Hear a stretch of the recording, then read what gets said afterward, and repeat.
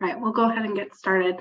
Good afternoon, everyone. My name is Caitlin, and I am the Alzheimer's Services Coordinator here for the Adult Day Health and Alzheimer's Services Program.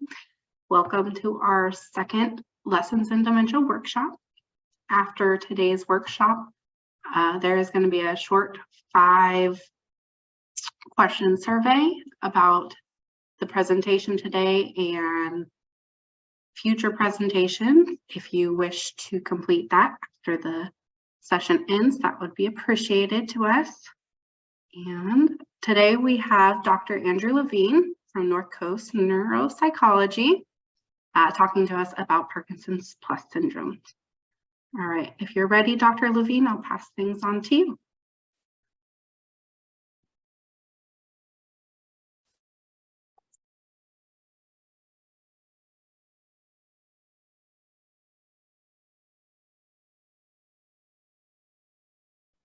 All right, I think I just unmuted myself. Yes? Okay, good. Yes, I can hear All right, you. we're getting there. Okay, great. Well, glad to be here again. Welcome to the talk, everybody. I wish I could tell you this is going to be an exciting talk, but it's I'm going to be presenting a lot of information, data and diagnostic criteria.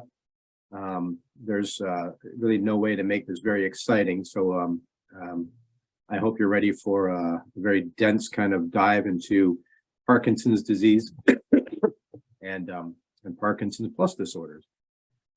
So I've got 60 or so slides to get through. This one's going to be really fast. I don't have any disclosures, so we can spend very little time on this one. So I originally created this talk back probably around 2013, 2012 for interns and postdoctoral fellows at the neuropsychology program at UCLA. As today's audience is more varied in regards to background and interest, I've tried to modify the talk to be broader in scope and less detailed in certain areas like histopathology and neuropsychology. But as I was kind of indicating with earlier, that in order to truly explain the differences among these conditions, some degree of detail is required. In particular concerning diagnostic criteria and differential diagnosis. My hope is by the end of the hour, you'll appreciate the variety of conditions that constitute this group of movement disorders, the challenges in accurate diagnosis, and the options for treatment. So most folks are familiar with Parkinson's disease. Parkinson's plus syndromes are named so because they appear as somewhat atypical Parkinson's disease, and they're neurodegenerative in nature, as opposed to, for example, motor symptoms that are not progressive, like essential tremor. What they all have in common is Parkinsonianism, that is gait instability, tremor, bradykinesia, which is slowed movements, and or rigidity. But by and large, they all have a neurobehavioral component, either cognitive or psychiatric, which is kind of my specialty and where I come in for the evaluation process. In total, probably an estimated 15% of folks presenting with progressive Parkinsonism actually have one of these Parkinson's plus syndrome. Now, there's no biological markers or biomarkers for the definitive diagnosis of these conditions while people are still alive. The clinical diagnosis currently relies upon the presence of and progression of clinical features, with some physiological measures considered to be supportive or non-supportive of the diagnosis. Diagnostic confirmation relies on post-mortem neuropathological examination. Clinical pathological studies, that are those where they have clinical data prior to death and then brain data based on the post-mortem autopsy, have shown significant inaccuracy when diagnosing these disorders clinically. Misdiagnosis is especially common during the early stages of these diseases, even among movement disorder specialists. A final note before we proceed is that I'm going to be presenting the kind of prototypical disease descriptions. However, in reality, there are many exceptions to these rules, and patients often present with more than one pathological process. Now, Parkinson's disease and the Parkinson's plus conditions fall into two main categories based on their histopathology. That is the changes that are seen in the cells. Parkinson's disease, dementia with Lewy body, and multiple system atrophy are called synucleinopathies due to synuclein-based inclusion bodies that are found in the brain cells. Whereas progressive supranuclear palsy and cortical basal degeneration are considered tauopathies due to the presence of tau protein aggregates. Tau is a protein that binds to and stabilizes microtubules, which are kind of little like roads inside of neurons, which transport various chemicals around.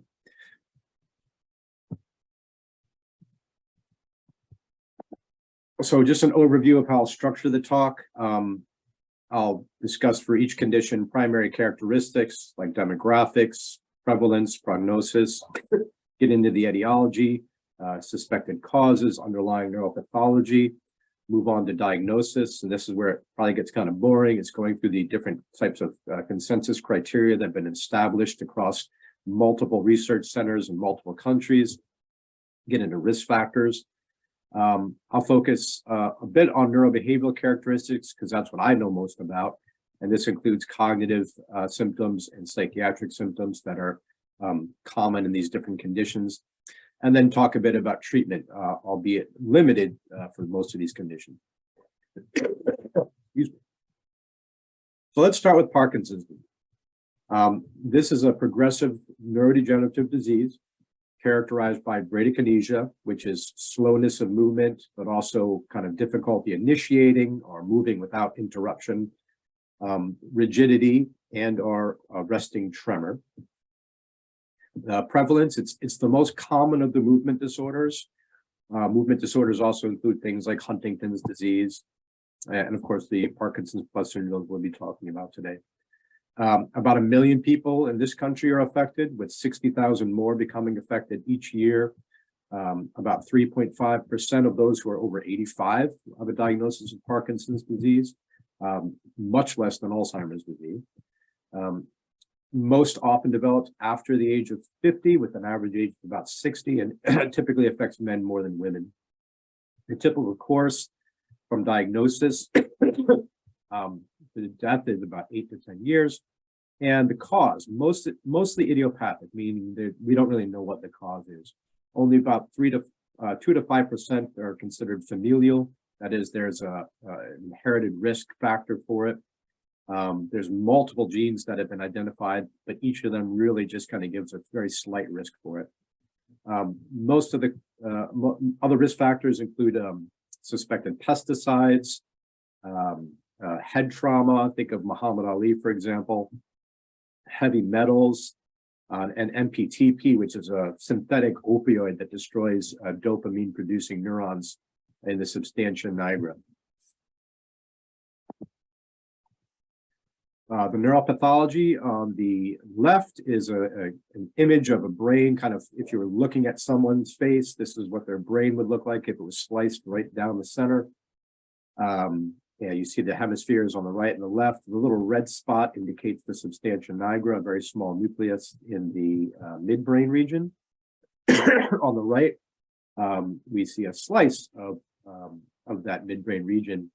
On the left slice, you see somebody with Parkinson's disease, and what's missing from that is what you see on the right one, this kind of band of black, this black band. And what those actually are neurons that produce this, produce dopamine. It's called the substantia nigra. You can see that the brain slice on the left has substantially less of these neurons, or of the substantia nigra, compared to the one on the right. And the motor symptoms really arise after roughly 70 to 80% of those neurons in the substantia nigra are lost. This is serial images from a SPECT, or a single photon emission computed tomography, which is showing the uptake of a radio tracer. It's injected into the bloodstream. And really what you can see over the 46 months is this decrease in dopamine transporter function. So essentially decrease in dopaminergic functioning in an individual with Parkinson's disease. So this really kind of illustrates nicely the degenerative and progressive nature of it.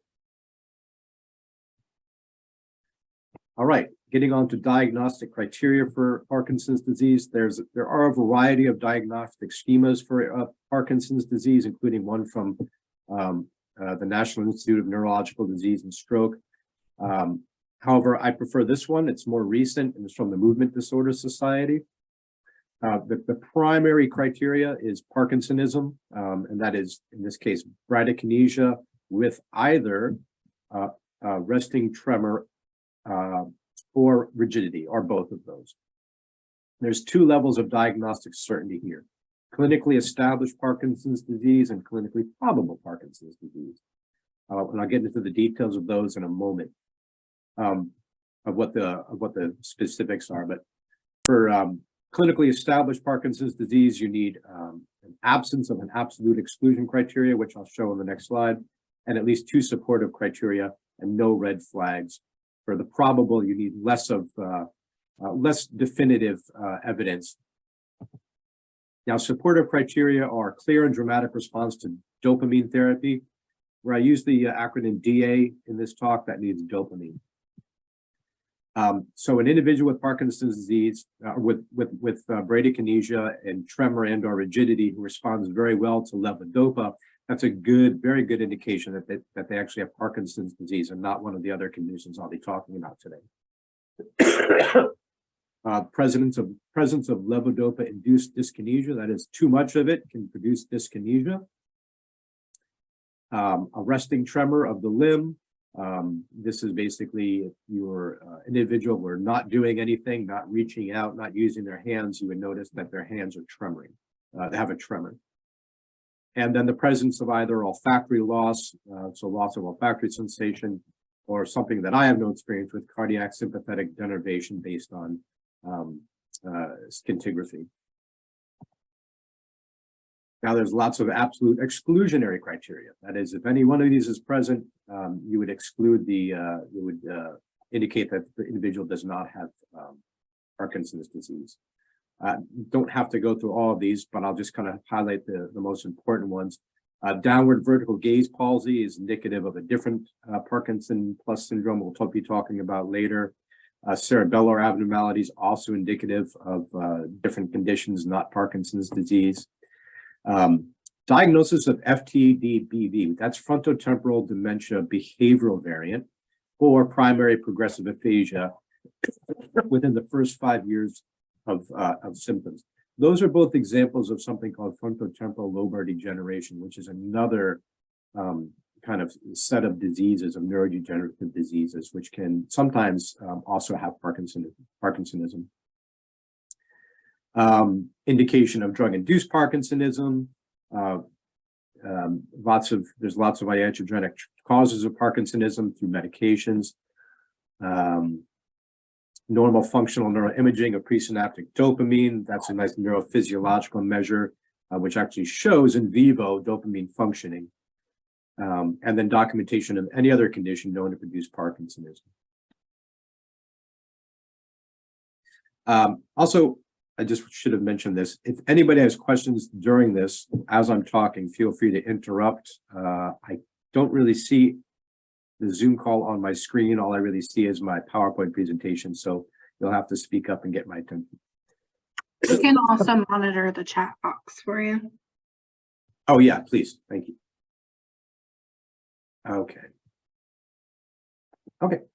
Lots of red flags. Again, I don't want to read through all these, and I'm also happy to share my slides if anybody who wants to go through this at some later point. But their red flags are not absolutely exclusionary, but they are kind of evidence against perhaps the diagnosis of Parkinson's disease. A lot of these are indicative of the Parkinson's plus syndromes that we will be talking about in a little bit. Okay, so now that those criteria in mind, we can revisit the diagnostic certainty categories. Again, clinically established PD, which is the strongest level of certainty aside from postmortem examination, requires the absence of absolute exclusionary criteria and at least two of the supportive criteria with no red flags. Whereas clinically probable Parkinson's disease is absence of absolute exclusionary criteria you can have some red flags, but they have to be counterbalanced in a 1-to-1 ratio by supportive criteria with no more than 2 red flags. So there's a bit of arithmetic that has to be done here with the diagnostic criteria. Now, I mentioned earlier clinical pathological studies where you have data on an individual before death and then after death. Those studies have shown that 75 to 95% of those who are diagnosed with Parkinson's disease while they're alive have the diagnosis confirmed at autopsy. It's also interesting that experienced clinicians have a higher accuracy rate than those who rely solely on the diagnostic criteria presented here or the National Institute's criteria. And that diagnostic accuracy varies by the duration of the disease, which really equates to the number of times they've seen the neurologist, age, the expertise of the clinician, and any failures to recognize other causes of Parkinsonism. I'll also note that the diagnostic criteria exist for prodromal Parkinson's disease. That is symptoms that one might develop very, very early on that are not typical of what we think of as Parkinson's disease. And these often include non-motor symptoms, including psychiatric symptoms and other symptoms. And there are research diagnostic criteria available for that, which I'm happy to share with anybody who asks for it. All right, so on to the neurobehavioral symptoms. So Parkinson's disease isn't just a motor disease, really. It also comes with a lot of neurobehavioral changes. So as a neuropsychologist, my job is usually to identify what those changes are, which might be indicative of Parkinson's disease or other diseases in coming up with a differential diagnosis. Depression is probably very common. Studies have prevalence rates between 4 and 90%, but it's probably somewhere around half the folks with Parkinson's disease will develop depression.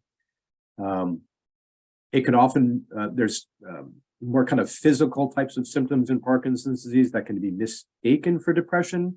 For example, the bradykinesia, also the lack of expression, they call it masked faces, it can be mistaken for depression.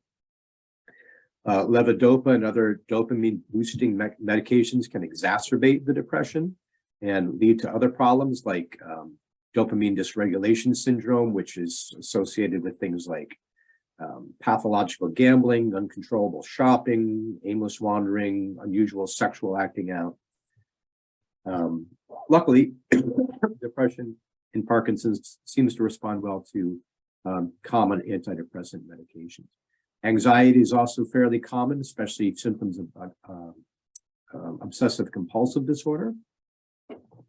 Apathy, which is not really depression, it's just kind of like can be completely emotionless and not really caring about things, but without any sadness. This is also highly prevalent, although less common than depression. Hallucinations, if they occur, are typically visual and not typically described as unpleasant or scary. And often the cause in Parkinson's of visual hallucinations in Parkinson's disease is iatrogenic. It's caused from the medications themselves. We're going to talk about Lewy body disease in a little bit. And in that case, the visual hallucinations, which are very prominent and very common, are not iatrogenic typically. There's personality changes common to Parkinson's disease, shyness, cautiousness, apathy, irritability, the dopamine dysregulation syndrome, as I mentioned, people becoming uncharacteristically disinhibited and taking risks that they typically wouldn't take.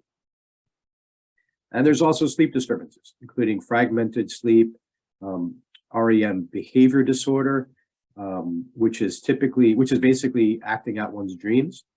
The atonia that typically occurs when we go to sleep, it shuts off the signal between our brain and our spine, so we don't act out what we're dreaming about. That becomes problematic, and we actually act out our dreams. That's REM behavior disorder. Okay, so another fairly frequent neurobehavioral symptom in Parkinson's disease is cognitive impairment. And in a significant number of folks with PD, it's severe enough to warrant a diagnosis of dementia. There's a study back about 15 years ago, which established diagnostic criteria for dementia and Parkinson's disease. Point prevalence of 30%, which means right now 30% of everyone with Parkinson's disease probably has dementia, with an incidence of about 10% more a year. A cumulative prevalence across an 8-year period of 78%. That means if you followed everyone with Parkinson's disease for 8 years, 78% would have Parkinson's dementia. The risk factors for Parkinson's dementia: higher age, cognitive impairment at baseline. So when they first come into the clinic for suspected Parkinson's disease. More severe Parkinsonism is associated with higher risk for dementia, rigidity, postural instability, and gait disturbance, as opposed to resting tremor. Now, this is a study about 17 or 18 years ago, which showed different rates of dementia based on motor subtypes. The postural instability and gait disturbance subtype, which it was called back then, had a much higher rate than the tremor dominant one. You don't even see a bar for the tremor dominant one because it's so low. It's probably about 1%. So it's really the non-tremor type that have the higher risk for dementia. The diagnostic criteria for dementia and Parkinson's disease, like most of the diagnostic criteria we're going to talk about today, has a probable and a possible level. The probable level being impairment in 2 or more cognitive domains, which is severe enough to impact activities of daily living, as well as the presence of at least one behavioral symptom in the context of Parkinson's disease, and possible just being any atypical cognitive profile in 1 or more cognitive domains. A cognitive domain is how we break down cognition. So a domain would be like memory, or learning, or attention, or visual spatial reasoning. In reality, there's a lot of overlap and correlation between those different domains, but that's a whole different story there. And then, as far as neuropathology, how does neuropathology in Parkinson and dementia with Parkinson's disease differ from someone with just Parkinson's disease without dementia? Typically, you're going to see more what's called Lewy body type inclusions. These are synuclein-based inclusion bodies that you can visualize inside of a neuron. And you'll see these throughout the cerebral cortex and limbic structures. Whereas with just Parkinson's disease, you will not see that many Lewy bodies spread out across the cortex. You also might find Alzheimer's type pathology like plaques and tangles, but often not to the severity to justify an additional diagnosis of Alzheimer's disease. Okay, back to Parkinson's disease now, without dementia, with or without dementia. The treatments. Now, I'm not a medical doctor, so take this with a grain of salt. But usually the treatment is a dopamine agonist or enhancers. Levodopa seems to be the primary one. There's amantadine. There's probably more since I made this slide a couple of years ago. There's NMDA receptor antagonists like memantine.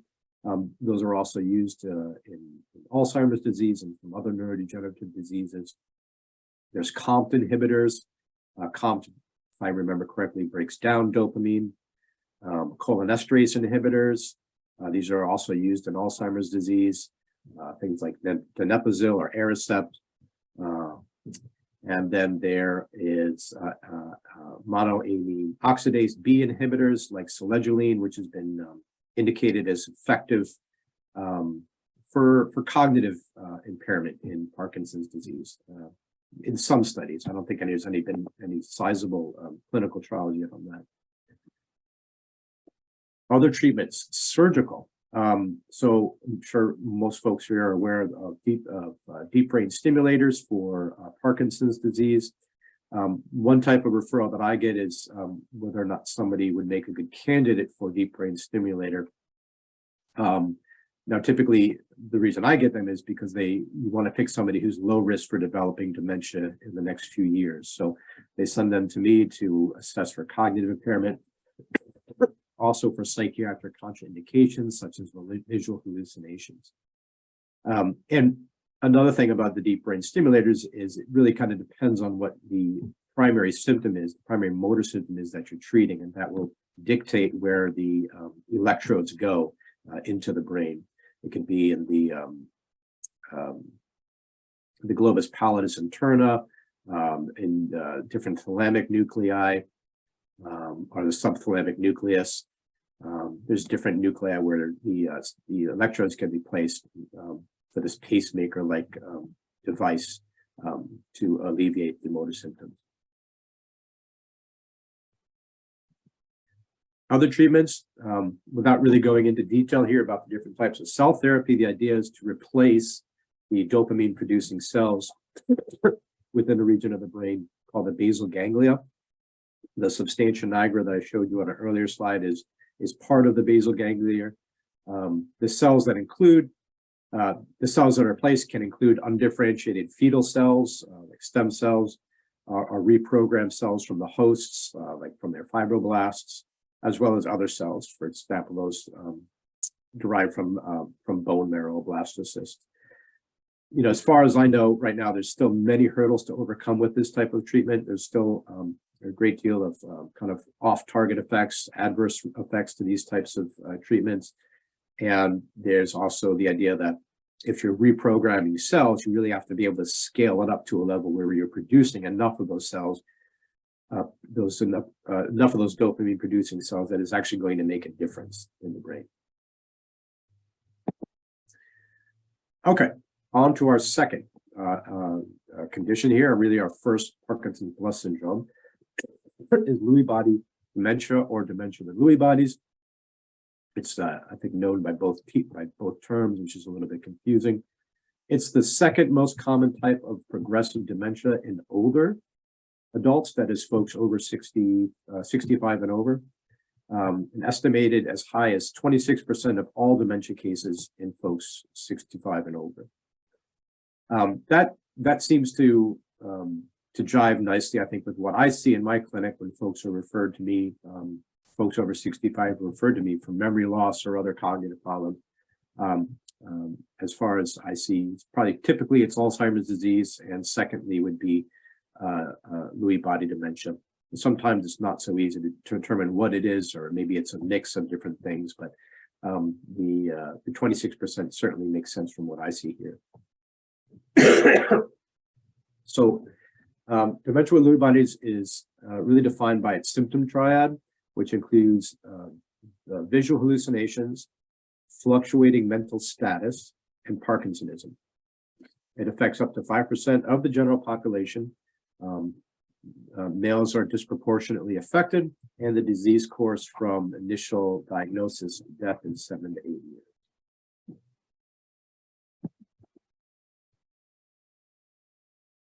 Okay. The neuropathology includes extensive Lewy body formation. Image at the bottom is a cell, a neuron, a nice, pretty kind of purplish part in it, kind of hazy purplish circle. That is a Lewy body, a Lewy inclusion body. And these are found particularly in the brainstem, the neocortex, the cingulate gyrus, different parts of the brain, basically, of the cortex. There's also a modest loss of dopamine corresponding to reduction of cells in the substantia nigra, just like Parkinson's disease. And you often see Alzheimer's type pathology as well, particularly neuritic plaques rather than neurofibrillary tangles. So those would be amyloid plaques.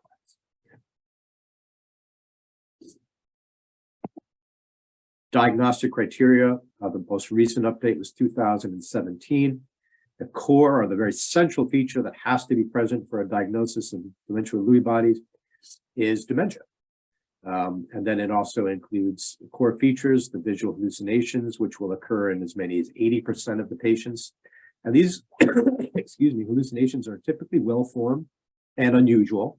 I've heard things like, looks like there's headless people walking around in the living room or having a party in the kitchen. There's animals running around in the backyard, which are not typically seen in that part of the world, but they're generally really well-formed hallucinations, and they don't seem to trouble the patient very much. The other core feature is fluctuations in mental status. This tends to be going from periods of lucidity to periods of seeming like they're in some sort of delirium. And then Parkinsonism, which is seen in about 85% or so of folks, usually bradykinesia in combination with a resting tremor or rigidity. And the other core feature is REM behavioral disorder, or RBD. Again, this is kind of acting out one's dreams. And this can actually begin very, very early before the diagnosis. This is can be seen years before the appearance of these other symptoms.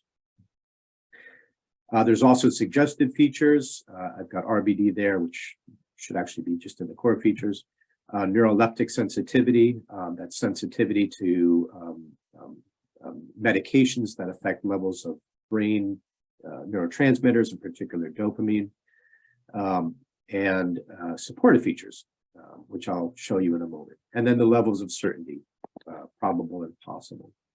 So the central feature, again, dementia, often doesn't involve memory. It often involves other domains like attention, executive functioning, which is like planning and organization, thinking ahead, multitasking, and visual spatial deficits. Those tend to be more affected early on. Sometimes folks will complain of memory problems when in fact it's really an attention problem. The core features, again, fluctuating cognition, can include periods of unconsciousness or appear like syncope, the recurrent visual hallucinations, the Parkinsonism, which is less responsive to levodopa as compared to Parkinson's disease, and then the REM behavioral disorder. And the supportive features for dementia with Lewy bodies is sensitivity to antipsychotic medication.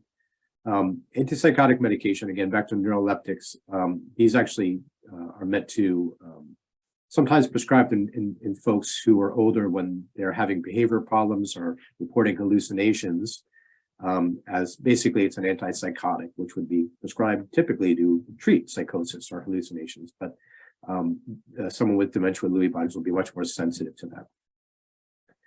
Postural instability, falling, poor balance,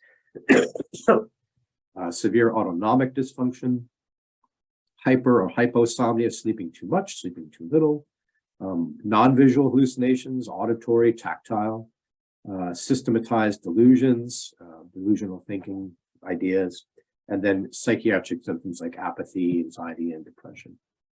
Autonomic dysfunction, just real quickly, that can include things like constipation, orthostatic hypotension, like when you stand up, you get real lightheaded, and urinary incontinence or urinary urgency, or erectile dysfunction too. Okay, diagnostic biomarkers for Lewy body dementia. There's indicative and supportive biomarkers. I won't get into these. This is a bit technical, but they do exist. And there they are. Non-supportive features now. Presence of cerebrovascular disease as evidenced by focal neurological signs or brain imaging. The presence of any other physical illness or brain disorder that's sufficient to account in part or in total for the clinical picture, and if the Parkinsonism only appears for the first time at the stage of severe dementia.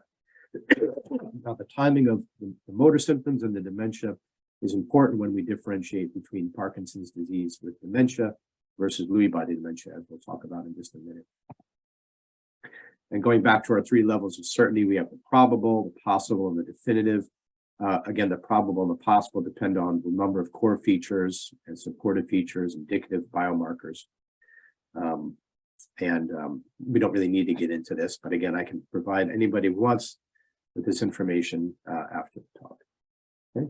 So these criteria have generally good specificity, which means that you won't mistake it for something else for probable dementia with Lewy bodies. But they might be of limited value when screening in medical clinics due to the high level of false negatives, which means low sensitivity. You're going to miss people who actually have it. And the clinical underdiagnosis of dementia with Lewy bodies remains a problem in all but a few highly specialized centers where people are really looking for it, really well trained to see it. With Alzheimer's disease probably being the most frequent misdiagnosis of folks who are later confirmed to have had dementia with Lewy bodies at autopsy. Treatment consideration, there's non-pharmacological, for example, cognitive dysfunction and visual hallucinations can be treated by increasing arousal and attention, increasing social interaction, providing a more stimulating environment, and then behavioral management to treat the psychiatric symptoms. Pharmacological treatments, including cholinesterase inhibitors, like those used with Alzheimer's disease to treat the cognitive symptoms, variety of different medications to treat the various neuropsychiatric symptoms. Again, you have to be very careful though, because they're very sensitive to neuroleptics. And then the motor symptoms, they're less responsive to levodopa, but if introduced at low doses, it can give some alleviation without exacerbating the psychiatric symptoms. Now, I want to just talk real briefly about differential diagnosis. So how do we differentiate, if somebody has Lewy body dementia, so they have Parkinsonism and they have hallucinations, they have cognitive impairment. Well, what about someone with dementia with Parkinson's disease? How do we differentiate that? And even somebody with Alzheimer's disease who's presenting somewhat atypically. It's hard. And the reason it's hard is because the underlying neuropathology overlaps quite a bit. So here we see PET scans using the PIB biomarker. And this basically labels amyloid. Amyloid is very prevalent in Alzheimer's disease, as you can see in the top right-hand corner. But you also see it's pretty prevalent in dementia with Lewy bodies in the bottom right-hand corner. A little bit less so in Parkinson's disease with dementia, and much less so in Parkinson's disease itself. So amyloid burden seems to increase from Parkinson's disease to Parkinson's disease with dementia, to dementia with Lewy bodies, and then all the way up into Alzheimer's disease. So because you have this overlap in neuropathology, it's not surprising sometimes you have overlap in behavioral symptoms that makes it difficult to obtain an accurate diagnosis. Okay, moving right along here. I'm going to skip this slide. This just talks about different neuropsychological symptoms in Alzheimer's disease and Parkinson's disease, Lewy body. But this one is important because this talks about the temporal sequence of symptoms. Now, dementia with Lewy bodies, the dementia occurs before or concurrently with the Parkinsonism, if there is Parkinsonism. Whereas with Parkinson's disease with dementia, the dementia occurs in the context of well-established Parkinson's disease or 1 year after. So we use the 1 year rule, the time of onset of cognitive symptoms after motor symptoms, to distinguish between dementia with Lewy bodies and Parkinson's disease. If the cognitive symptoms start a year or more after the motor symptoms, then we can think about dementia in Parkinson's disease. If it's before that, then we think more of dementia with Lewy bodies. Okay, on to our another. Oh, do I have a question? On to multiple systems atrophy. Okay, so the next few that I'll be talking about are fairly rare, comparatively rare, relatively rare compared to Lewy body dementia, Parkinson's disease, and Parkinson's dementia. So multiple systems atrophy is a progressive disorder characterized by a combination of symptoms that affect both the movement and autonomic nervous system. That's the part of the nervous system that controls involuntary actions such as blood pressure and digestion. Examples of autonomic dysfunction include fainting spells, problems with heart rate, erectile dysfunction, loss of bladder control. And our motor symptoms include tremor, rigidity, and loss of muscle coordination. It's sporadic, although there are some familial cases. We'll see it running in families. Pretty low prevalence, about 4 or 5 people out of every 100,000. Slightly more common in men. And this typically occurs after age 30, with the more typical age of onset in the 50s, and is rapidly progressive. The time of diagnosis to death is 5 to 10 years. The neuropathology, what distinguishes this is accumulation of alpha-synuclein in glial cells, particularly oligodendrocytes. So this is not neurons, it's actually in the support cells of the brain. And the oligodendrocytes tend to kind of surround the axons of the neurons in the brain. The presence of synuclein-based papillantose bodies in the movement, balance, and autonomic control centers of the brain are also a defining histopathological hallmark of multiple systems atrophy. Again, this is a synucleinopathy like Lewy body dementia and Parkinson's disease. However, in this case, they're not found in neurons, they're found in the support cell. We do have diagnostic criteria for this from 2008. For the sake of time, I won't go into too far into the weeds on this one, but there's different types. There's predominantly the Parkinsonian type, which is the vast majority of cases, and then there's the predominant cerebellar ataxia type. with 3 levels of certainty, like our other conditions, it has possible, probable, and definite. Get into the different signs and symptoms here. There's possible,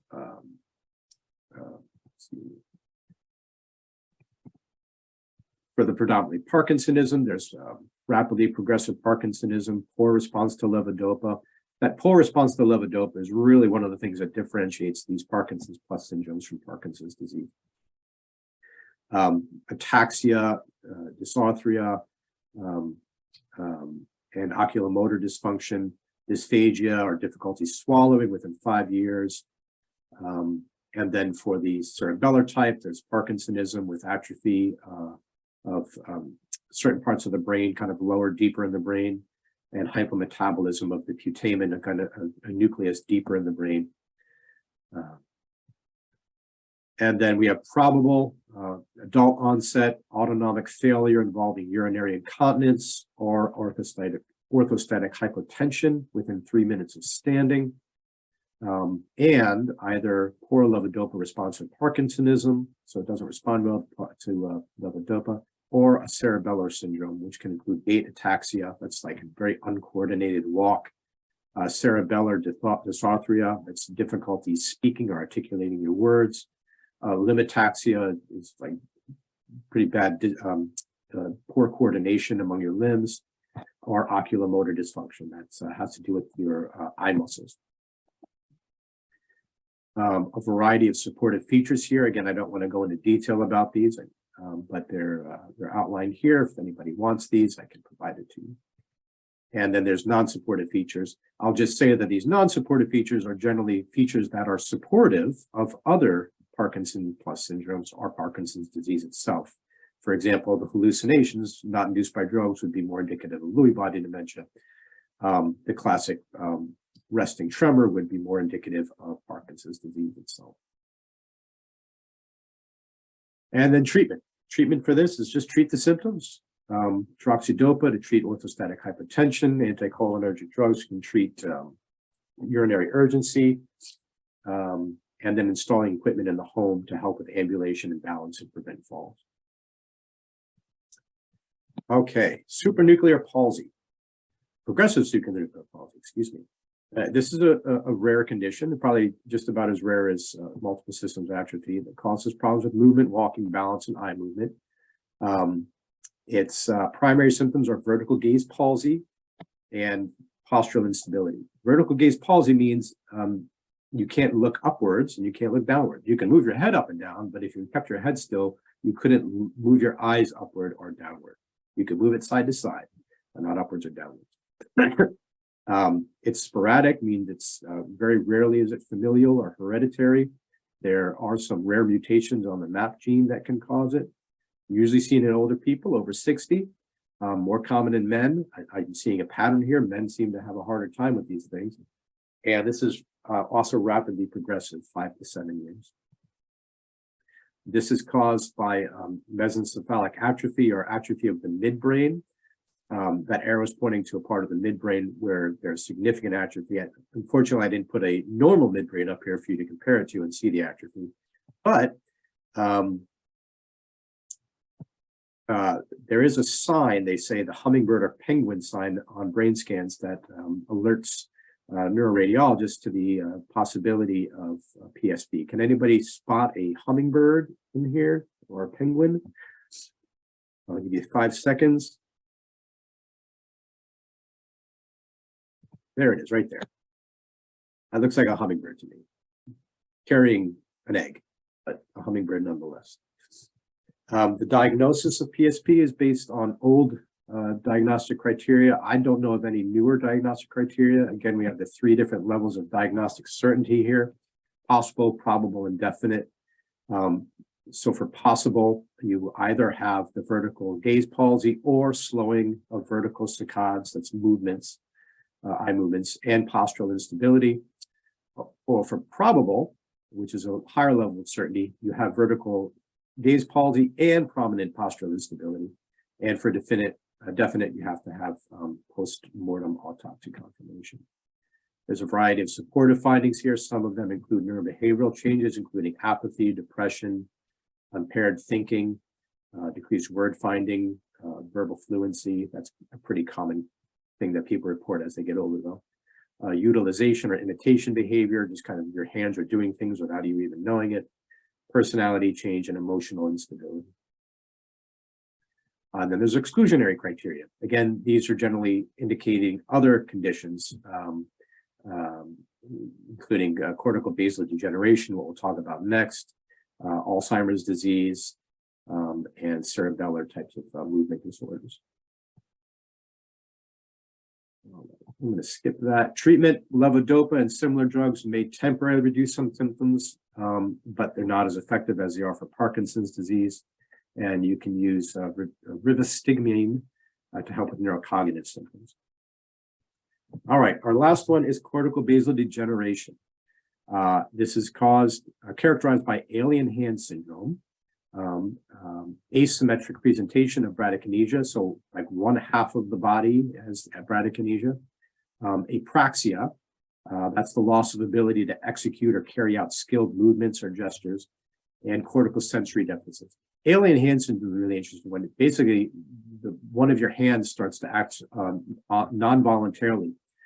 It could just reach out for no particular reason and grab a pen and start writing. There's one case report of it choking the patient choking herself with her own hand. So the hands kind of develops a mind of its own.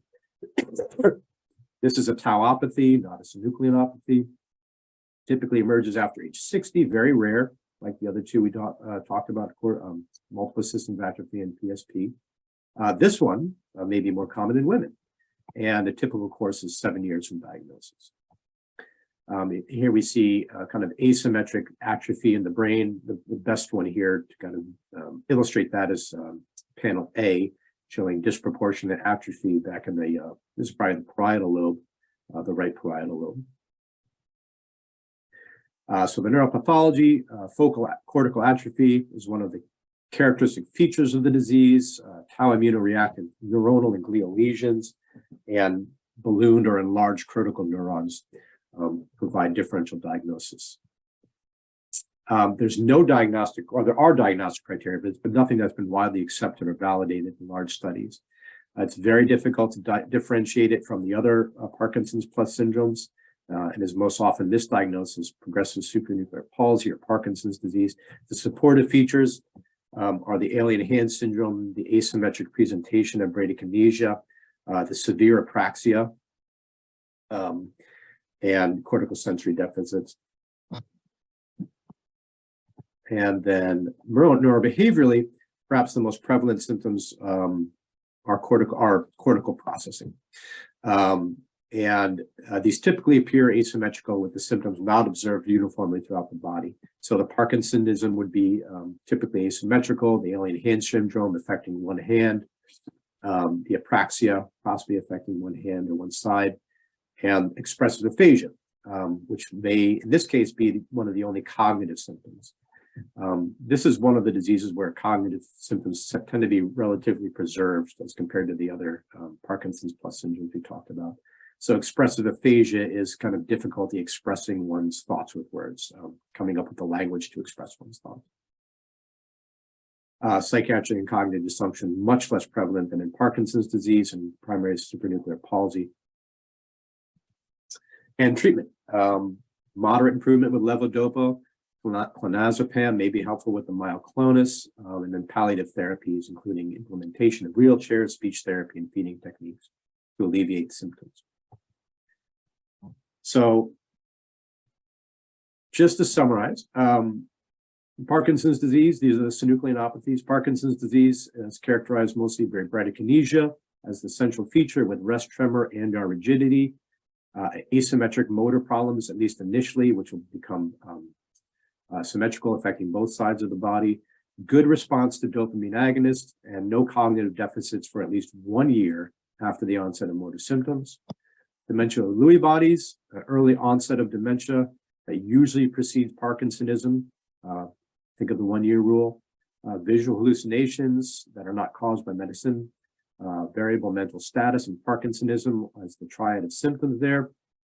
and then poor response to dopamine agonists. And I did not include REM sleep disorder in that in there, which I should have. Multiple systems atrophy. This is characterized typically by cerebellar ataxia, usually uncoordinated speech or gait, also by autonomic dysfunction, incontinence, impotence, orthostatic hypotension. The cognitive deficits tend to be milder, and this has a poor response to dopamine agonists. And now the tauopathies, progressive supranuclear palsy, characterized by postural instability, falling, and vertical gaze deficits. There are early neurobehavioral changes, typically frontal lobe type difficulties with executive functioning, and also psychiatric changes. A very rapid course, typically about 6 years, and some rather distinct neuroimaging findings, the hummingbird penguin sign. And finally, cortical basal degeneration, characterized by apraxia. That apraxia, again, if you think of ideomotor apraxia, it's difficulty carrying out highly learned kind of motor activities. For example, if I asked you to tell me how you'd use a pair of scissors if you were holding them, or light a cigarette, if you had ideomotor apraxia, you might not remember how to do that. Your body just doesn't remember how to do it.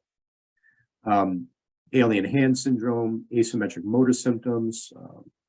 CBD can present with frontal lobe type deficits, and focal, at times, asymmetric atrophy in the frontal and temporal parietal cortices. Midbrain atrophy being less common than in progressive supranuclear palsy, and then poor response to dopamine agonists. And I did have some videos of these symptoms to play, but I've run out of time because I had so much to share. But I will take a few minutes for questions.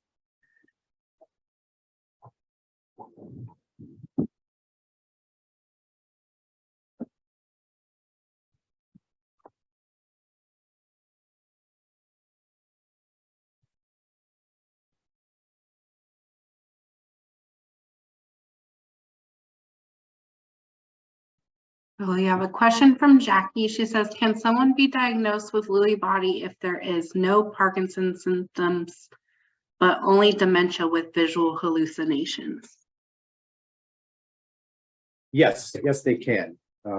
Again, the Parkinsonism is seen in about 85% of folks with Lewy body dementia, so it's not definitive, and they don't have to have all the core features that I mentioned. Just I think 2 of them in order to meet diagnostic criteria. It really kind of depends on where the pathology is in the brain. So if the substantia nigra is not as affected, basal ganglia is not as affected by the pathology, you won't see as many motor symptoms.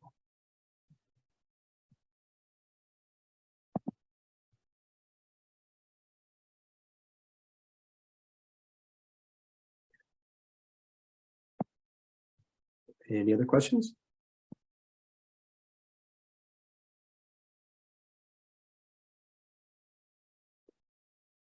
Okay.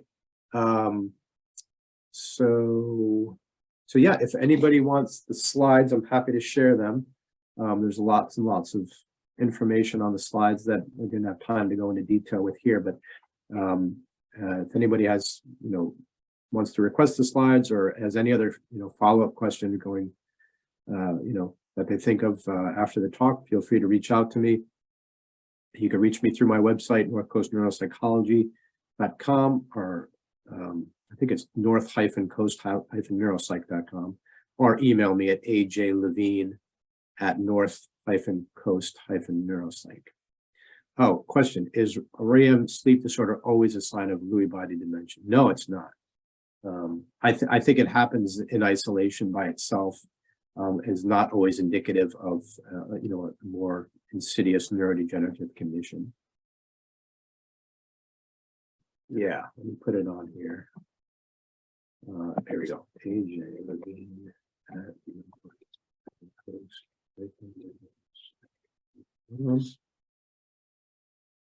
putting it on right now.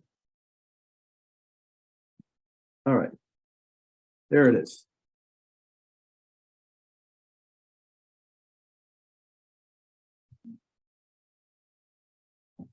I think that's all the questions I saw. Anyone who come up can tell me diagnosed videos can show. Okay. All right, 2 more messages.